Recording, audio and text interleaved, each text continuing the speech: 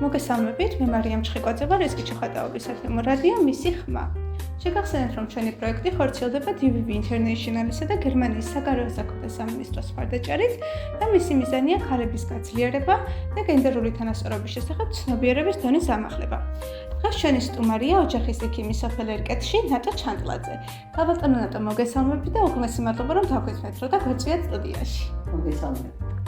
ქალბატონო ნატო, პირველ რიგში მაინტერესებს რამ გადაგაწყვეტინათ, რომ გავხარიყავით ექიმი და რამდენი წელია რაც თქვენი პროფესიით საქმიანობთ? პროფესიის არჩევა გადავწყვიტე ძირითადად ადამიანის სიყვარულით. ადამიანის ბუნების ამონატიფესი ქმნილების ჯანმრთელობის მეთვალყურება უდიდესი პატივია, რომელიც უდიდეს სულიერ და ფიზიკურ დანახარჯებს მოითხოვს.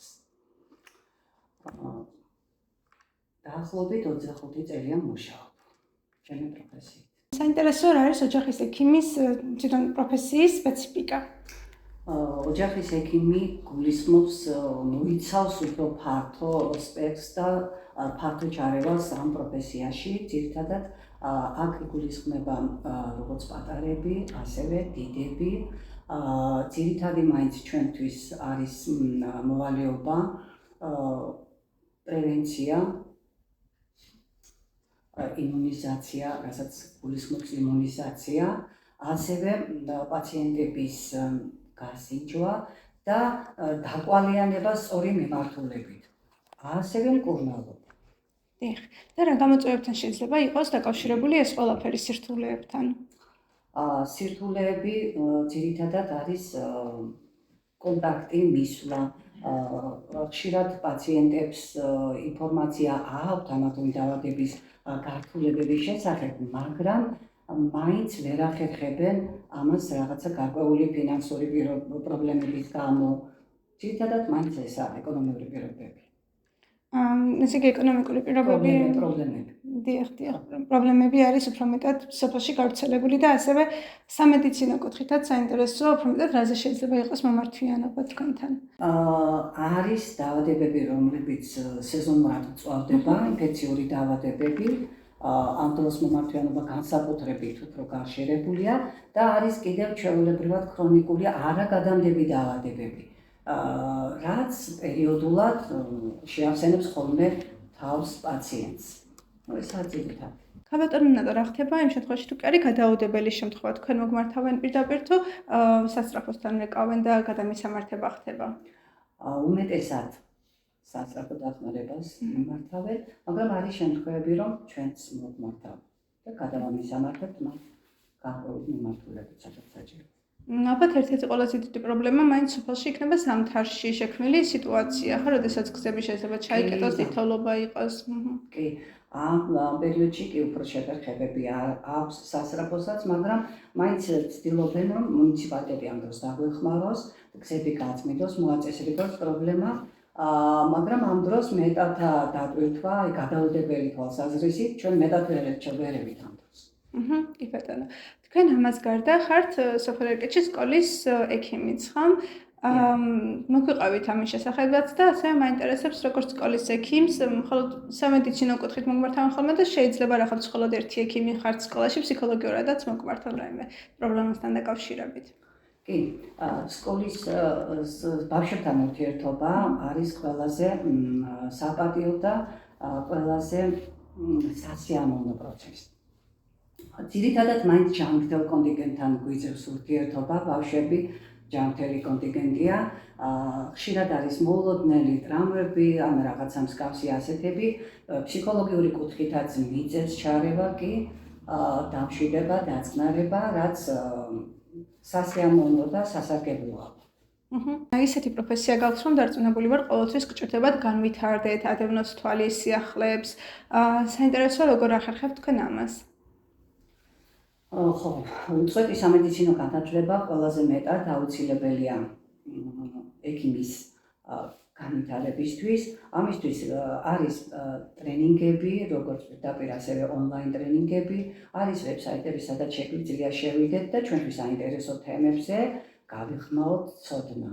მადლობაც გიხდით ქალბატონო ნატო და მაინტერესებს ასევე რა არის მნიშვნელოვანი იმისთვის და საჭირო იმისთვის, რომ იყოთ წარმატებული ექიმი.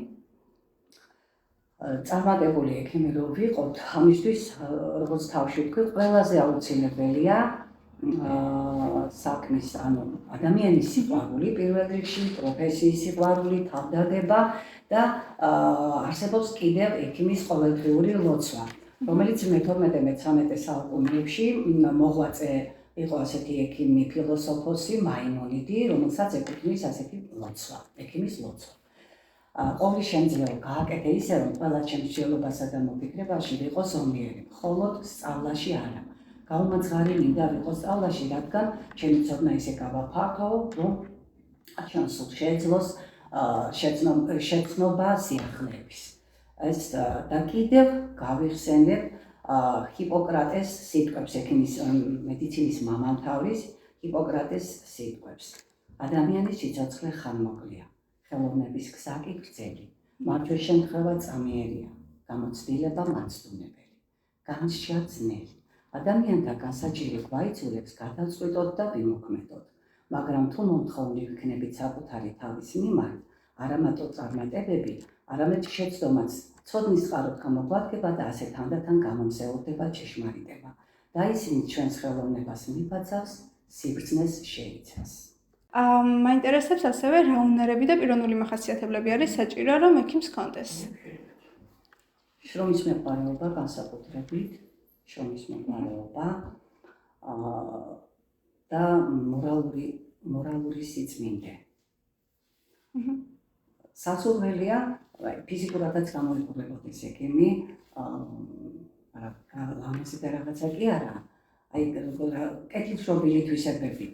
ღირებულებები, ადამიანური ღირებულებები უნდა ჰქონდეს, რაც შეიძლება სულ ყოფილად. და უნდა იყოს ძალიან თბილი. ისე საინტერესო ასევე თქვენ რა უნარები განივითარეთ თქვენი პრაქტიკის განმავლობაში. შეიძლება ყველაფერი თავიდანვე არ გქონდათ, ხო? თუნდაც პიროვნული თვისებები, თუ კი განგივითარდათ უფრო მეტად, თუ კი უფრო მეტად დაიხვეწა რაღაც უნარები. თუნდაც კომუნიკაციის უნარი მაგალითად. კი, კომუნიკაციის უნარები უფრო დავხვეწე. და უფრო განსხვავებული ვარ პაციენტთან. დიახ. და დარწმუნებული ვარ, რომ კომუნიკაციის უნარი არის მართლაც ერთ-ერთი მნიშვნელოვანი პაციენტთან ურთიერთობის დროს. პაციენტი აბსოლუტურად ყველაფერს აკვირდება ექიმთან. აი, როგორ უსმენს, საერთოდ ექიმს ევალება ილაპარაკოს უფრო ცოტა და უფრო მეტი მოусმინოს.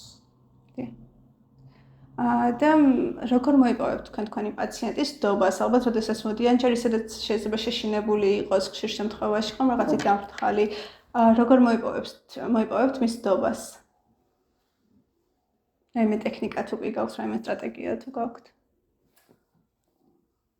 არის თავიდან გახსნილი და თავისუფალი ვარ ძალიან.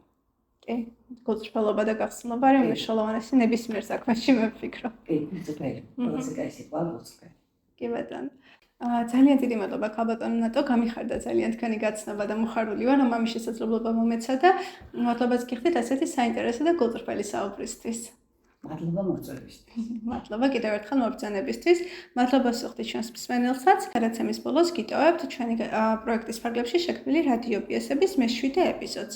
შევხვდებით შემდეგ გადაცემაში ახალი სტუმრითა და ახალი თემებით. დროებით.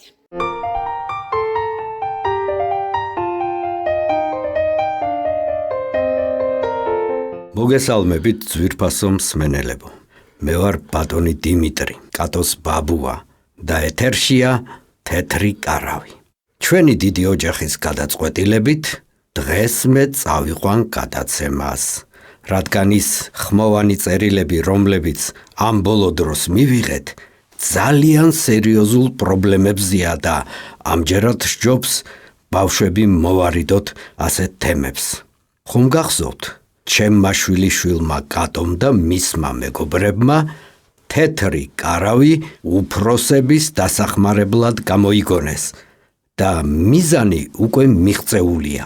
უკვე იმდენ ადამიანს მოუგვარდა პრობლემა.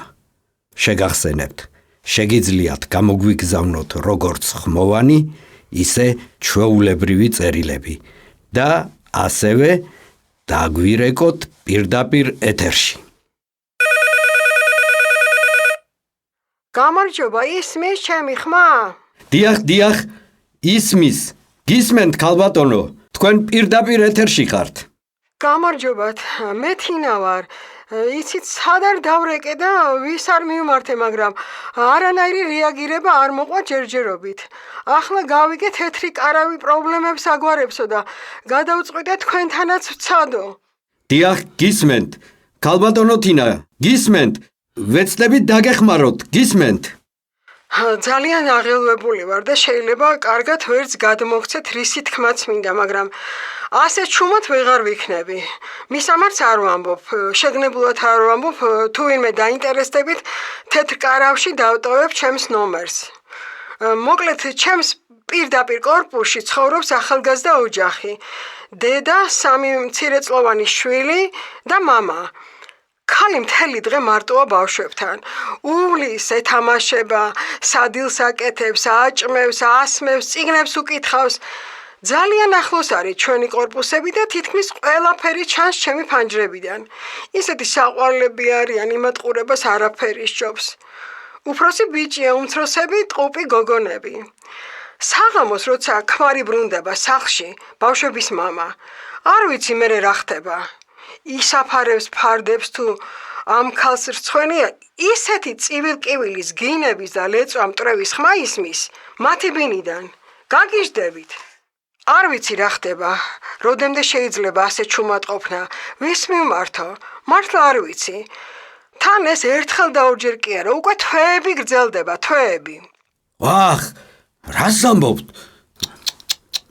კარგი, ქალბატონო თინა, დაგვიტოვეთ თქვენი კოორდინატები და ვეცდებით დაგეხმაროთ. გისმენთ, თქვენ პირდაპირ ეთერში ხართ. გამარჯობა. ახლა სრულიად შემთხვევით მოვისმინე ეს საშინელი ამბავი. მე გახლავართ მაია, პროფესიით იურისტი, ქალთა უფლებადამცველი. დღესვე შეგხვდებით, ქალბატონო თინა და გპირდებით ამ ამბავს არ დავტოვებ რეაგირების გარეშე. დიდი მადლობა თეთრ კარავს, რომ ჩვენამდე მოიტანა ეს ამბავი.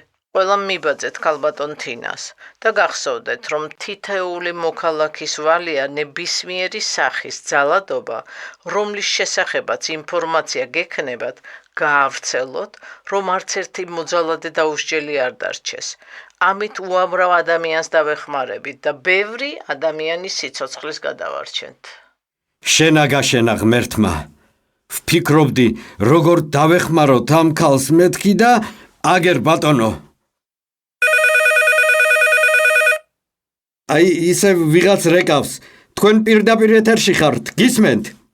გამარჯობა, მე მქვია ირინა. დღეს პირველად გისმენთ და არ ვიცი ეს ფაქტი რამდენად არის ძალადობა, მაგრამ მაინც მინდა რომ რაღაც მოგიყვეთ. ჩემს მეზობლად ცხოვრობს არაჩვეულებრივი გოგონა. არც იმის და არც ჩემს სახელს არ ვამბობ. რა ვიცი, მაინც მეშინია უფრო მეტი პრობლემები არ შევუქმნა. მხოლოდ იმას ვიტყვი, რომ ერთი პატარა ლამაზი სოფლიდან გიკავშირდებით. ზუსტ მისამართს კი თეთრ კარავში დავტოვებ. მოკლედ, ამ ჩემმა მეზობელმა გოგონამ წელს დაამთავრა სკოლა და უმაღლესში აპირებდა სწავლის გაგრძელებას, მაგრამ მშობლების გადაწყვეტილებით ათხოვებენ. წარმოგიდგენიათ, ყოველ დღე ვხედავ, როგორი მოწყენილი და დათრგუნული დადის. მეზობლებდანაც აუგზალეს ურთიერთობა და სკოლის ბანკეტზეც კი არ გაუშვეს. ეტყობა იმის შიშით, რომ მასზე ვინმე გავლენა არ მოახდინოს. გუშინ ვნახე, რომ Facebook-იც კი გაუუქმებია და გადავწყვიტე დავეხმარო. აქ მეც ვერ ვიტყვი. უფრო მეტ ინფორმაციას და ჩემს საკონტაქტო ნომერს თქვენს მისამართზე გამოვაგზავნი. იქნების ქალბატონიც მაია ქვია, ხო? ქალთა უფლებების დამცველი, დაგვეხმაროს, მაგიტომ უფრო დავრეკე. დიახ, ქალბატონო მაია, ისევ გესმით? იქნებ აი, გონი გვირეკავს. დიახ, გისმენთ? ქალბატონო მაია, თქვენ ხართ? დიახ, მე გახლავართ, გისმენდით და დღეიდან თქვენი აქტიური მსმენელი ვიქნები. ქალბატონო ირინა, სწორედ მოიქეცით, რომ არ დამალეთ ეს ამბავი. არავის აქვს უფლება ვინმეს რამე დააძალოს. მით უმეტეს გათხოვება სწავლის სანაცვლოდ. თანაც ასეთ ადრეულ ასაკში. დღესვე გამოვართმევთ თეთრ კარავში თქვენს მისამართს და უახლოეს დღეებში მოვახდენთ რეაგირებას. გახსოვდეთ და გქონდეთ ჩვენი იმედი. ჩვენი დრო ამოიწურა, ძვირფასო მსმენელებო. შევხვდებით ერთ კვირაში. იმედი ვიქონიოთ, რომ კარგი ამბებიც გვექნება. აბა დროებით. გემშვიდობებით მომავალ შეხვედრამდე.